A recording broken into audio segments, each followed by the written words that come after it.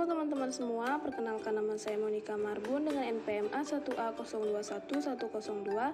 Saya dari kelompok 10, mata kuliah keterampilan membaca, Prodi Pendidikan Bahasa dan Sastra Indonesia dengan dosen pengampu, Bapak Wisman MPD.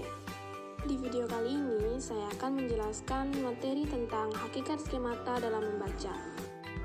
Membaca merupakan kegiatan rutin yang hampir tidak dapat dipisahkan lagi dari gaya kehidupan manusia modern yang literat, terlebih lagi dalam dunia pendidikan. Menurut teori skemata, membaca adalah proses komunikasi interaktif yang melibatkan latar belakang pengetahuan, bahasa, dan suatu organisasi gagasan.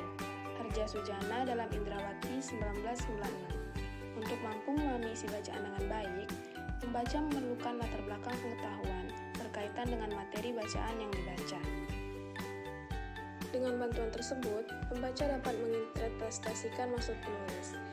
Pratiwi 2001 mengemukakan bahwa skemata dapat menjelaskan fenomena seperti penyerapan informasi, inferensi, memfokuskan perhatian, dan mengingat. Lebih lanjut dikatakan bahwa fungsi utama skemata adalah dalam penyusunan, interpretasi peristiwa, objek, atau situasi dalam proses pemahaman. Apabila skemata gagal menangani aspek situasi tertentu, maka skemata yang sudah ada dapat diadaptasikan atau skemata yang lain dapat dicari. Oleh sebab itu, proses dasar skemata menyerupai dengan pengujian hipotesis, pengevaluasian kesesuaian informasi, dan estimasi parameter. 2. Jenis-jenis skemata. Jenis-jenis skemata dapat dibagi menjadi 3, yaitu yang pertama, skemata ideologi. Adalah struktur pengetahuan yang dimiliki seseorang terkait dengan pemahamannya tentang ideologi, atau paham tentang suatu nilai yang terdapat dan berkembang dalam masyarakat. Jenis yang kedua yaitu skemata linguistik. Adalah kepemilikan pengetahuan kebahasaan manusia, berupa kosakata, frase, kalimat yang kesemuanya digunakan untuk melakukan decoding, guna memahami teks yang dibaca. Sedangkan skemata isi atau skemata konten mengacu pada pengetahuan awal pembaca terkait dengan isi teks yang dibaca. Jenis yang ketiga yaitu skemata formal.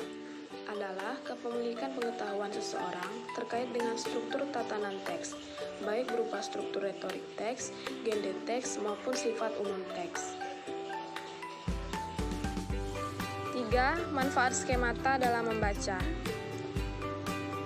Skemata yang dimiliki seseorang, baik melalui proses asimilasi maupun proses akomodasi, dapat dimanfaatkan untuk memahami teks sebelum peristiwa membaca dilakukan, dengan cara memberikan analogi-analogi, membuat perbandingan, menggunakan contoh-contoh, memanfaatkan gambar-gambar visual yang erat kaitannya dengan bacaan yang akan dibaca siswa.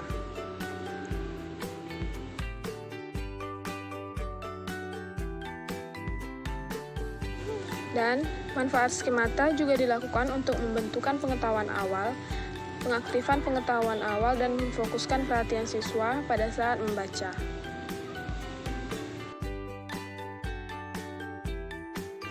Sekian penjelasan dari saya, terima kasih.